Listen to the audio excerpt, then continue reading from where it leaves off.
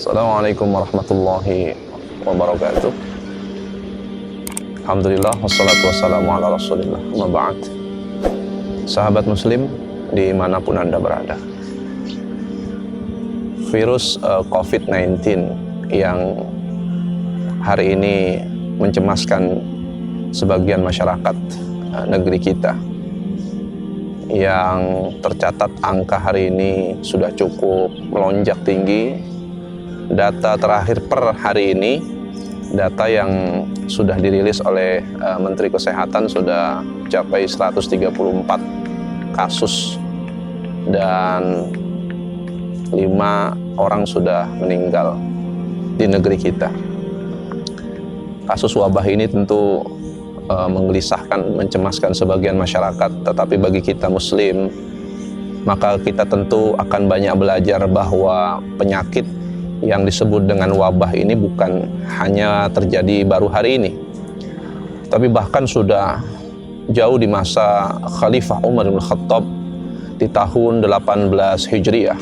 Umar bin Khattab dikejutkan dengan satu peristiwa yang menimpa masyarakat Syam saat itu, yang baru saja selesai dirubuhkan imperiumnya oleh pemerintahan Islam saat itu, yaitu pemerintahan Khalifah Umar bin Khattab. Saat Umar bin Khattab ingin berkunjung ke wilayah Syam, maka di pertengahan jalan itu kemudian mereka bertemu dengan pemimpin Syam saat itu, gubernur Syam saat itu yang diangkat oleh sang khalifah, yaitu Abu Ubaidah bin Jarrah. Abu Ubaidah bin Jarrah kemudian menyampaikan kepada Khalifah Umar bin Khattab bahwa Syam hari ini sedang dikejutkan dengan penyakit wabah taun yang melanda masyarakat Syam. Sebaiknya Khalifah mengambil keputusan yang tepat, apakah untuk melanjutkan perjalanan ke negeri Syam untuk menyelesaikan problematika kenegaraan saat itu, atau kembali pulang karena virus itu sangat cepat sekali. Wabah taun ini sebenarnya bukan wabah, tapi karena merebaknya luar biasa, akhirnya ini dikategorikan oleh para ulama sebagai wabah. Dan dia sebenarnya berasal dari tikus saat itu, binatang tikus, yang ini juga disebabkan karena peperangan yang baru saja selesai dilaksanakan, dilakukan oleh muslimin dengan Romawi saat itu, yang menyebabkan bangkai berserakan di mana-mana di sekitar wilayah Romawi. Maka akhirnya kemudian wabah ini merebak dari Amwas, wilayah pertengahan, wilayah Palestina yang hari ini dikuasai Israel. Kemudian merebak sampai ke hampir seluruh wilayah Syam. Korbannya tidak tanggung-tanggung. Kalau hari ini mungkin sekitar 15.000 lebih korban di dunia terkena kasus COVID-19. Wabah tahun ini sekitar 250.000, bahkan yang mengatakan 30.000. Angka yang fantastis. Kenapa? Karena wabah tahun ini berbeda dengan COVID-19. Wabah tahun ini dia menghantam sistem imunitas, iya, tetapi tanda-tandanya bisa dilihat dari munculnya benjolan di sekitar lekukan wilayah tubuh, dari mulai lengan, kemudian kaki, sampai mengeluarkan benjolan, kemudian pecah saat itu. Dan kalau sudah pecah terjadi pendarahan, maka di pagi hari orang terkena wabah taun, bisa jadi sore hari, dan itu banyak terjadi, sore hari orang sudah meninggal. Maka terjadilah perdebatan antara sang khalifah dengan Abu Ubaidah bin Jarrah. Perdebatan ini kemudian mengambil 2 ijtihad yang luar biasa dari 2 orang ahli ilmu, yaitu Abu Ubaidah bin Jarrah dan Khalifah Umar bin Khattab. Abu Ubaidah berpendapat bahwa Umar bin Khattab sebaiknya tetap melanjutkan ke wilayah Damaskus atau Syam saat itu. Tapi Umar kemudian berijtihad untuk kembali ke Madinah. Tentu tidak bertentangan dengan hadis Nabi SAW, jika kalian menemukan satu wabah di suatu negeri, maka janganlah orang yang ada di dalam keluar wilayah tersebut, dan janganlah orang yang ada di luar masuk ke dalam tersebut. Kaidah ini dua-duanya sama. Umar mengambil ijtihad ini dalam rangka untuk pindah dari satu takdir ke takdir yang lebih baik.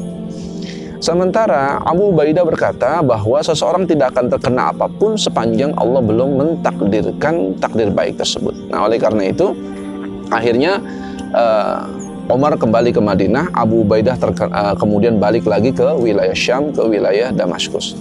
Kemudian pada akhirnya Abu Ubaidah setelah melihat istrinya terkena wabah ini, akhirnya Abu Ubaidah datangi Abu Musa al-Asy'ari saat itu. Kemudian Abu Musa, kemudian tidak lama kemudian Abu Ubaidah juga terkena. Setelah menguburkan istrinya meninggal, Abu Ubaidah pun pulang dari tempat itu. Abu Ubaidah begitu ingin menyampaikan pidato kenegaraan di depan masyarakat, ada sahabatnya mengatakan, ada benjolan apa di bagian paha engkau wahai Abu Ubaidah?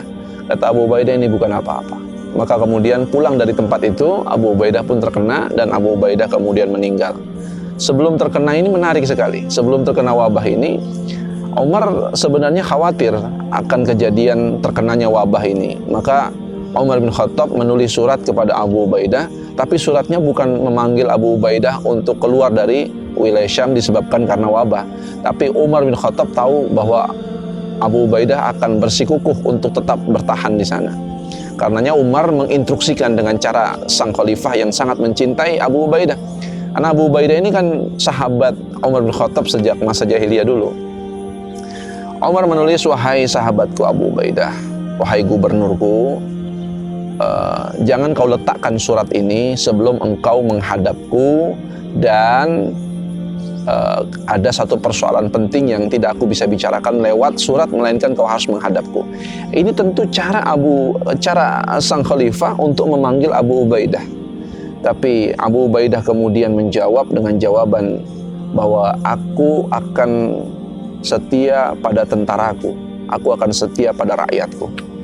Ini contoh loyalitas Abu Ubaidah pada rakyat yang dipimpinnya, dan ini sangat jarang ditemukan di pemimpin belahan bumi manapun. Bahkan dia ingin mati bersama rakyatnya dalam keadaan apapun. Dia ingin hidup bersama rakyatnya, dia ingin mati bersama rakyatnya. Oleh karena itu sahabat muslim, kita tidak akan jumpai contoh ideal kecuali ada pada Abu Ubaidah. Setelah itu Abu Ubaidah meninggal, digantikan oleh Mu'ad bin Jabal. Mu'ad bin Jabal pun terkena, meninggal juga. Sampai puncaknya adalah ketika kepemimpinan Syam di tangan Amr bin As, Umar bin Khattab yang sebegitu cerdasnya, bahkan kecerdasannya sudah diisyaratkan oleh Nabi SAW, itu saja masih kebingungan menghadapi wabah yang menjalar sangat cepat sekali. Maka Umar bin Khattab memanggil orang yang cukup cerdas dan mumpuni. Tapi yang dipanggil tentu bukan dokter, bukan orang yang ngerti di bidang kesehatan, tapi justru yang dipanggil adalah Amr bin As. Amr bin As kemudian dipanggil untuk memecahkan masalah. Amr bin As inilah sahabat Nabi yang dia hanya bisa menyelesaikan kasus-kasus yang memang rumit, dan jarang ditemukan orang secerdas Amr bin As. Maka Amr bin As dipanggil oleh sang khalifah. Kemudian Amr bin As idenya sangat cemerlang sekali, sangat jenius sekali. Makanya yang jenius itu bukan Yahudi, saudara sekalian.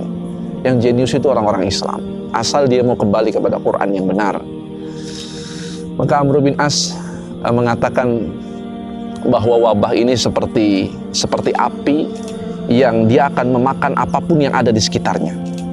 Dia akan hilang kalau tidak ada yang untuk dimakan. Oleh karena itulah Amr bin As memerintahkan kepada masyarakatnya, masyarakat Syam, untuk menaiki bukit-bukit, untuk menaiki gunung-gunung di tempat-tempat yang tinggi, sampai beberapa hari kemudian wabah ini kemudian lenyap dalam seketika.